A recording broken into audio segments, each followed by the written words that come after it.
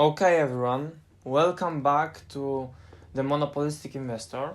Today we'll be taking a look at ASML's Q1 2025 earnings report.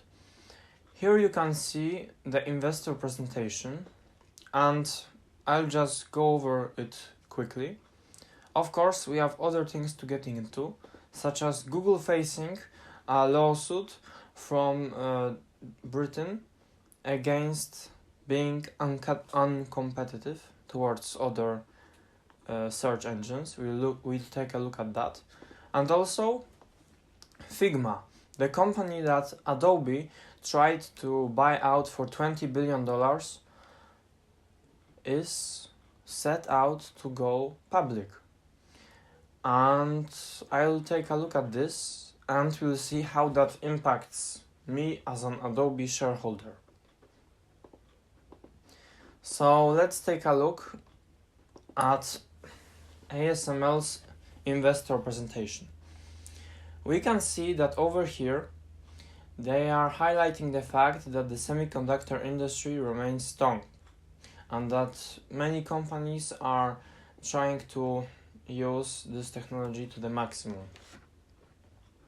And they are saying that they have a flexible and versatile portfolio, which is going to improve DUV and EUV performance and to scale it efficiently.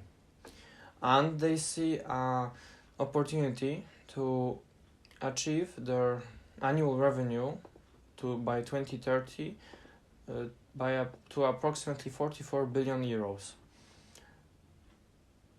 That's the lower end, and the upper end is 60 billion. And they expect to return capital back to shareholders through dividends and buybacks.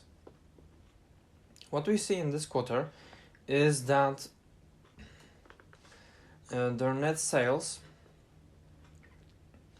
of memory have increased from last quarters by 3 percentage points, and overall much more of their region is now South Korea and USA than China and Taiwan combined.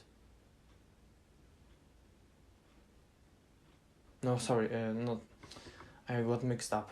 Taiwan and China is bigger than last quarter, so they aren't really worried about tariffs per se.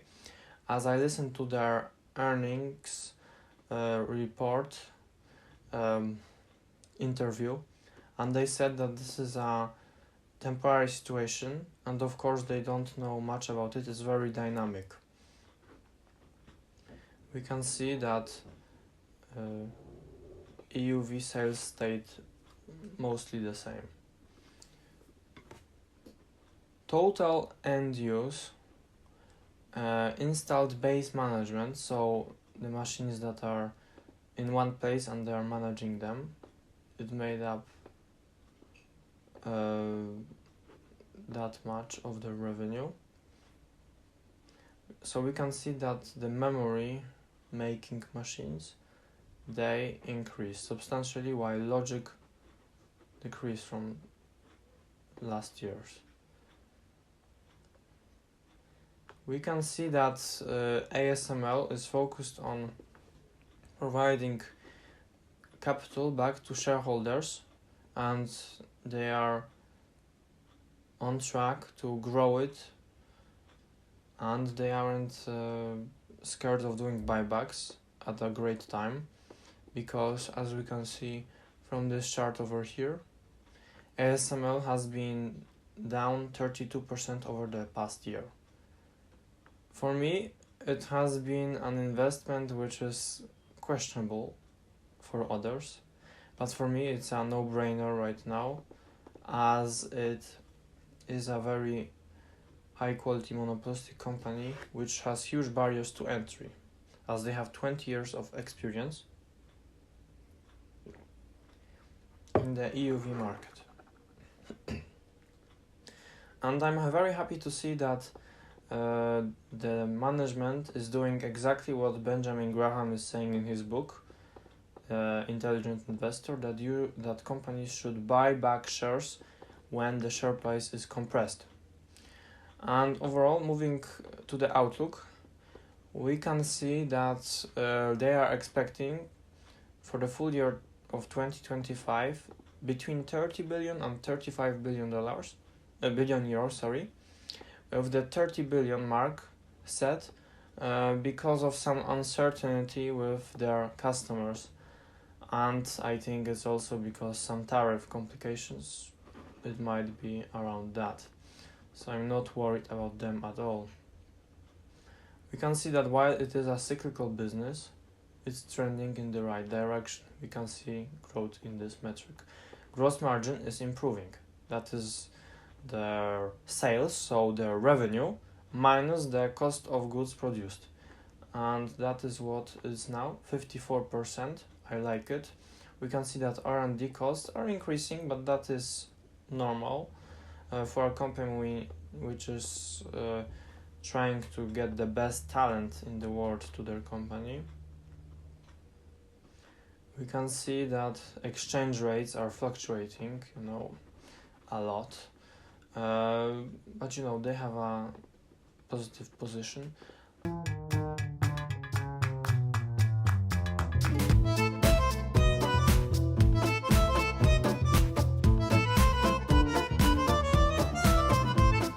And let me just bring you my tool up here. Let's search up ASML.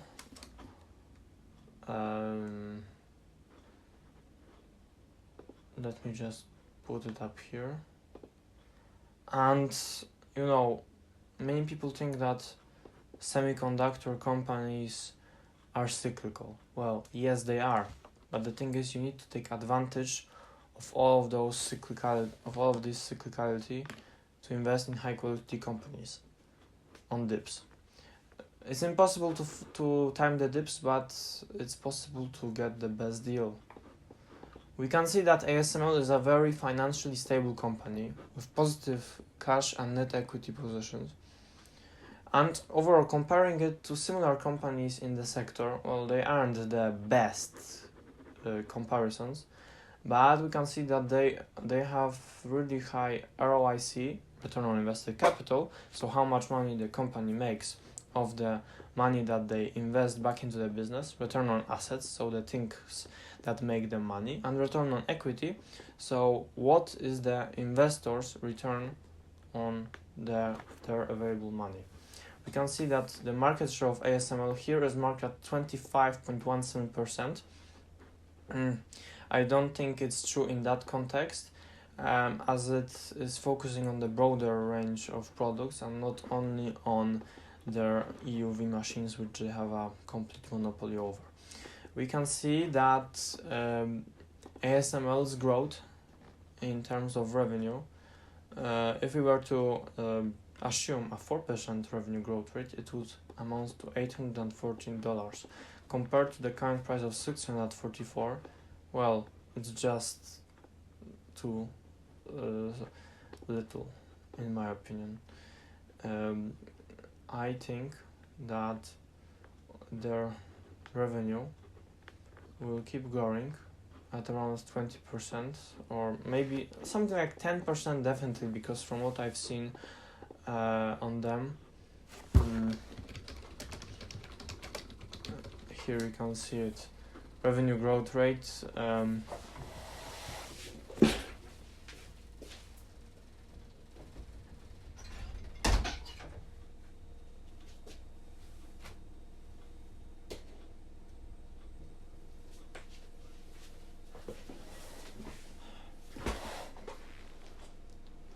look, it's going upwards, trending in the right direction. I'm really happy with that, I must tell you.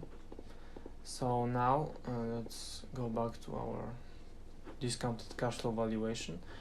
And what I can tell you is that if we assume 10% revenue growth rate, which I'm sure is possible, we come to the conclusion that they are at $1,300. So based on the current price, well, you can see it's almost 2x, so I like it.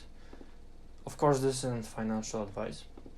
$1,073.69 is what ASML's fair value would be if Benjamin Graham were to do it, and the revised version is $621.82. So overall, I like ASML a lot. And now we will take a look at what the CEO is saying on ASML. Events, because we saw our customer being very eager to share basically their results on ANA. A few strong examples. I think Intel was explaining that they had exposed more than 30,000 wafers on their tool. They also pointed very strongly to the fact that ANA could help them simplify their process, and they mentioned one layer where they could reduce basically the number of process steps from 40 to 10. What we see here is ASML's high NA machines, so the NXE 5800. So the way it works is that a cycle is when the chip is being manufactured. So in one piece of the cycle, Intel is reducing the complexity of their production, and that is good because it helps companies make more chips more efficiently and at a bigger scale. So you can see I'm happy to have that. Let's continue. Which of course helps with cycle time, yield, and process complexity. Samsung also on the same topic said that ANA could reduce their cycle time, in fact, by 60%. So we start to see basically some of the value of ANA being recognized. So that is what customers like. So you can see that their products are very high quality, and so their customers want to buy them, and we can see a diverse portfolio of companies saying that they like their products. Measured in some way by our customer, which is very, very encouraging. Now on top of that, we have now shipped all our EXE 5000, and 3 of our customers have this tool either installed or under installation. So we also continue to expect basically a lot more data, a lot more learning on ANA in the coming weeks. And let's see their tariffs. Maybe back to you, Roger, if you can maybe follow up on Christoph's comments around tariffs. How do you see that potentially impacting 2025 for ASML?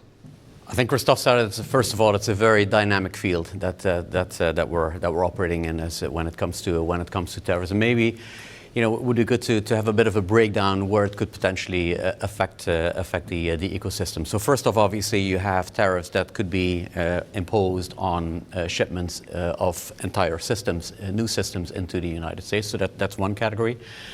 The second category would be tariffs imposed on parts and tools that you use for field operations in the United States.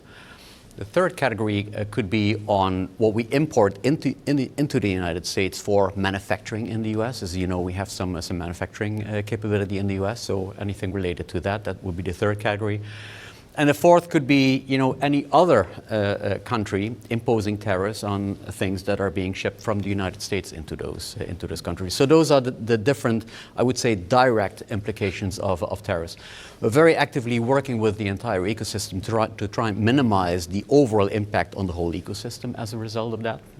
Once we have better understanding of how exactly it all works. So you see that management isn't exactly sure how this will all turn out. It's a very complex situation, as you can see from what they are saying, and they are basically saying, look, we need to take our time to look at the whole situation, and then we'll do something.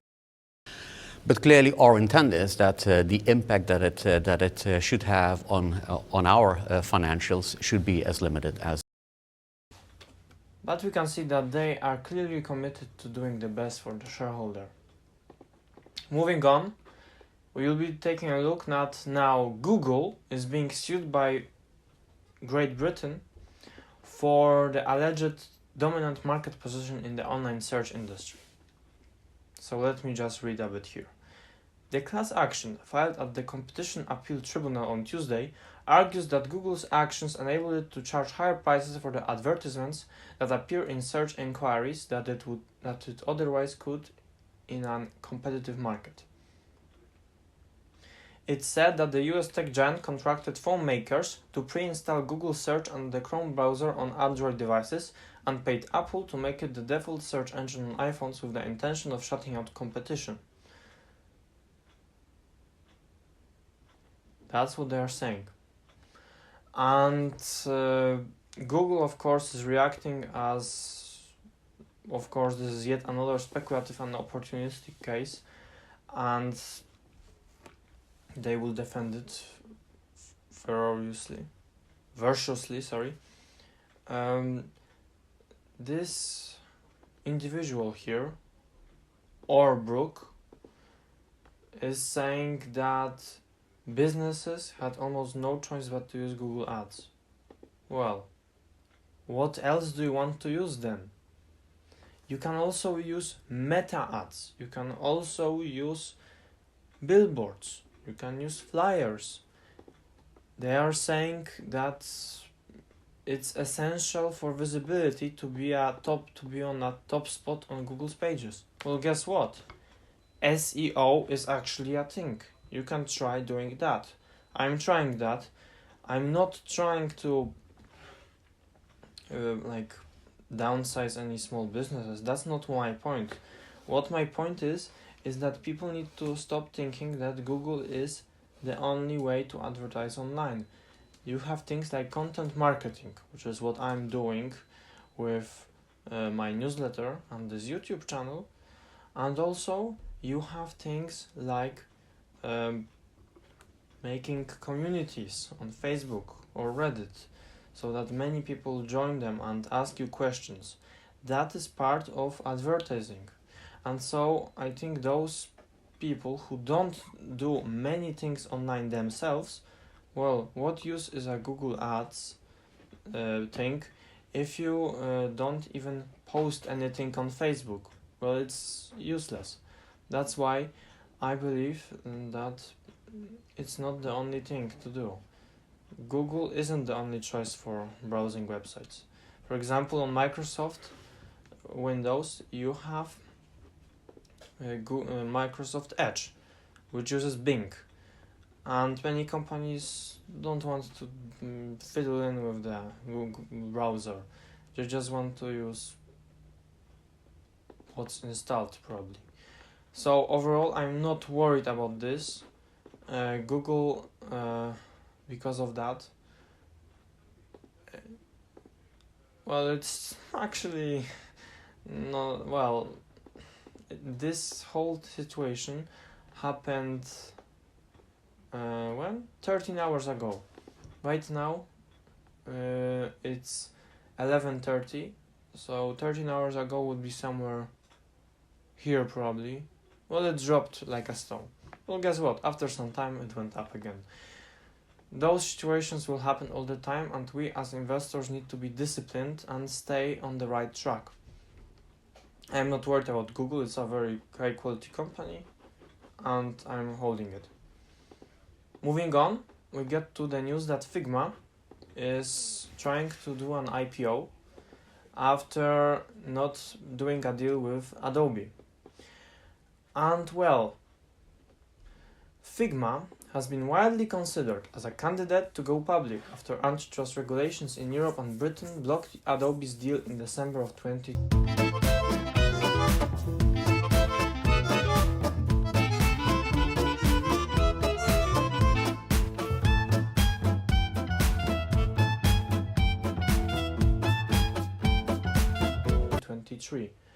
Which could have been one of the biggest acquisitions of a software startup. And right now, we'll see what will happen, as Figma is a design platform which is using both free and paid offerings, and is used by Adobe, the same company that tried to buy them, Uber, Spotify, and Google. And so they are cash flow positive, and so it's a very good thing that they are cash flow positive. Investors like that, so I think that their price will go like this on their IPO. And let me just tell you, as an Adobe shareholder, a person who has been buying Adobe for the past year, I own half a share of them.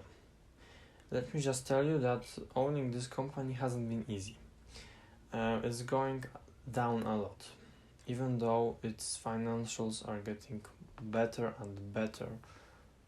You know, they are a SaaS company, so they do software as a service. They have subscription.